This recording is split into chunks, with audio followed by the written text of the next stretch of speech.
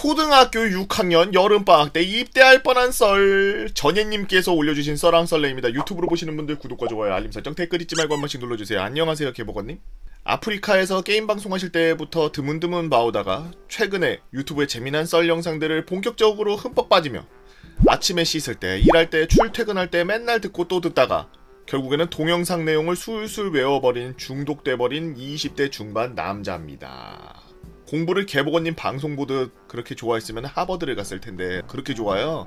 저는 군대를 대체 복무했기 때문에 훈련소를 제외하면 군대와 관련된 일이 하나도 없어서 아쉬워하던 중이었습니다.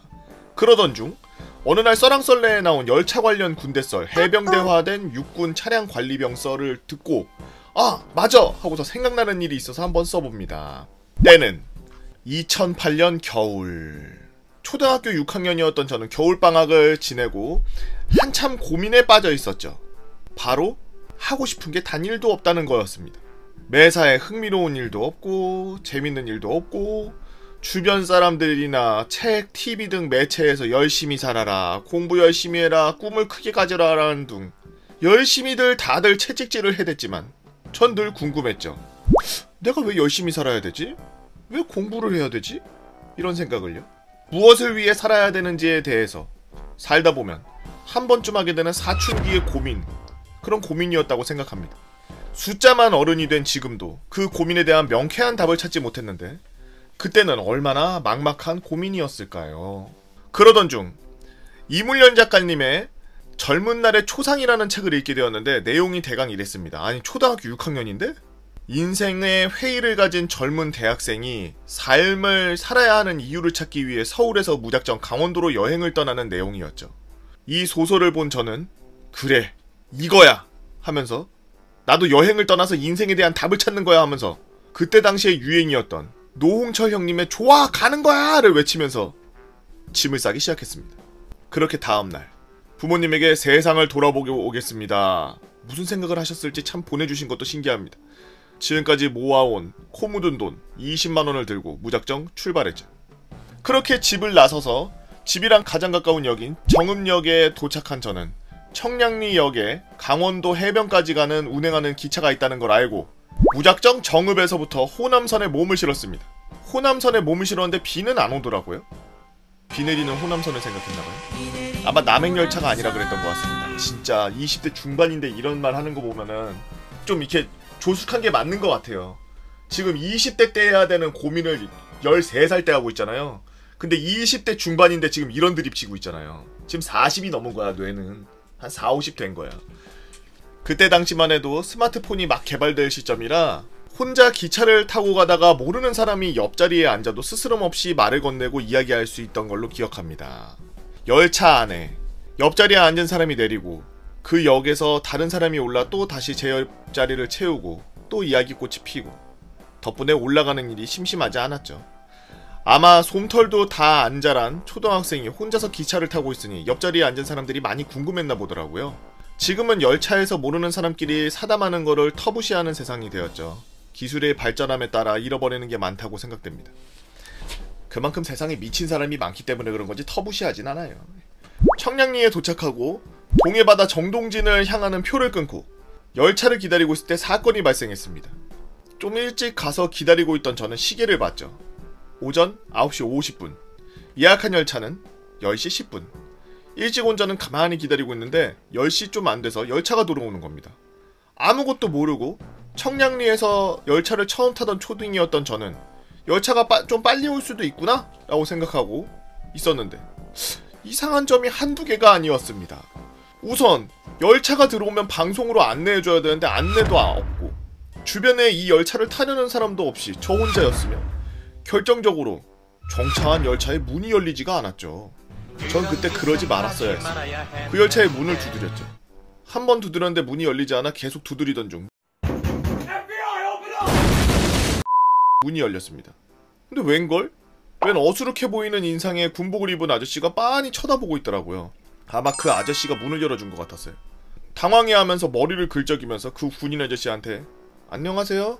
하고 인사하고 열차표에 적힌 제자리를 찾아서 열차 안으로 들어갔습니다. 열차 안으로 들어가 보니 세상에 열차 모든 자리에 빡빡이 군인 아저씨들이 빼곡하게 앉아있는 겁니다. 여기 빡빡이 저기 빡빡이 다 빡빡이 올 빡빡이인 그 상태에서 저를 다 모두가 쳐다보고 있었고, 저는 좀 당황했으나 열차를 처음 타본 저는 서울은 군인들도 열차를 많이 타는구나, 근데 왜 이렇게 빤히 쳐다보지? 내가 복장이 너무 시골스러운가 하면서 기차표에 써진 제자리로 찾아갔죠. 기차 한 객실에 사람이 얼마나 앉을 수 있을까요? 그때 생각해보면 50명쯤 되는 사람들, 객실 모든 자리에 있던 군인들이 앉아있었고, 과장 좀 하면 100개의 남짓의 눈이 일제히 저를 따라다니는 것 같았습니다. 기어코 저는 어떤 군인 아저씨 앞에 섰고, 자고 있던 그 아저씨는 제가 툭툭 건드리자 깜짝 놀래었죠. 저는 그 아저씨에게 말했습니다. 아저씨, 거기 제 자리인데요? 아저씨는 자다가 말고 잠이 덜 깬 상태로 저를 빤히 쳐다보았고 한동안 눈을 마주치고 있었습니다. 이윽고 뒤에서 들리는 소리, 야 가서 빨리 보고해. 뭐야 이거, 잘생긴 얼굴 보여주기? 아이 또 씨. 그런 짓은 하지 말아야 했는데 난 그 사실을 몰랐어. 성공. 야 빨리 가서 보고해. 그 말을 들은 앉아있던 군인은 불이 나게 옆 칸으로 달려갔고 저는 그 자리에 앉았죠. 그리고 출발을 기다렸습니다. 사실 그때까지만 해도 뭐가 문제인지 몰랐죠. 모든 게 처음이었으니까요.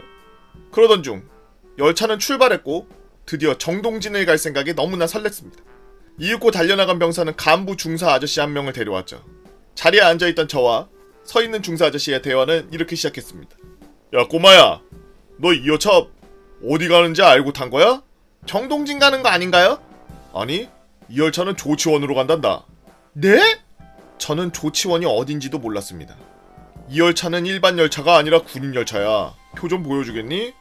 표를 본 중사는 네가 타는 열차는 이 다음에 왔을 차고 열차를 잘못 탔다 라고 말해주었죠. 그래도 훈련하러 가는 중에 우리 열차에 탔으니 우리 꼬마 친구도 같이 훈련 받으면 되겠네. 같이 훈련 받자. 예?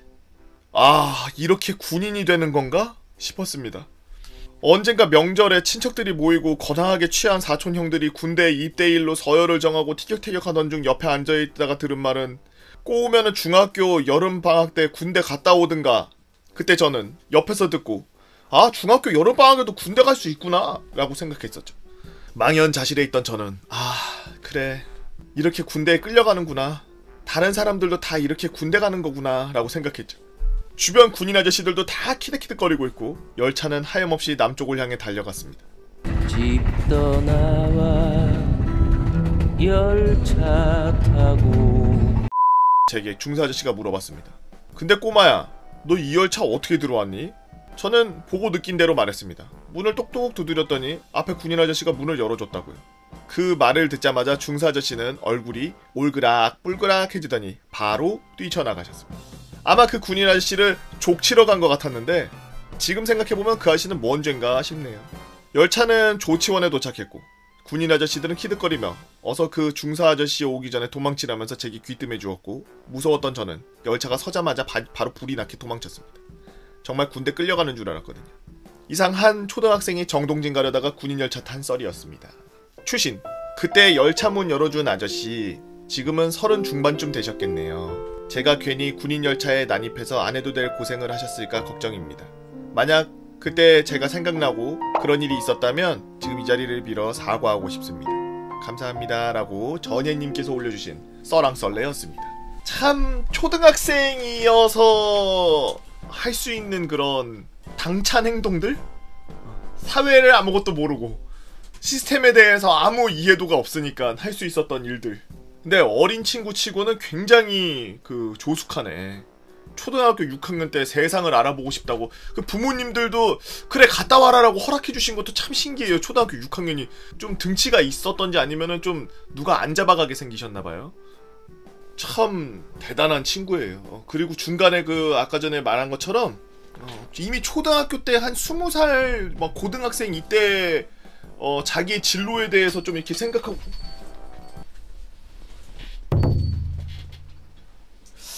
이게 갑자기 결혼 반지가 왜 빠졌지? 불안한데 오늘? 오늘 무슨 날이지? 화이트데이야?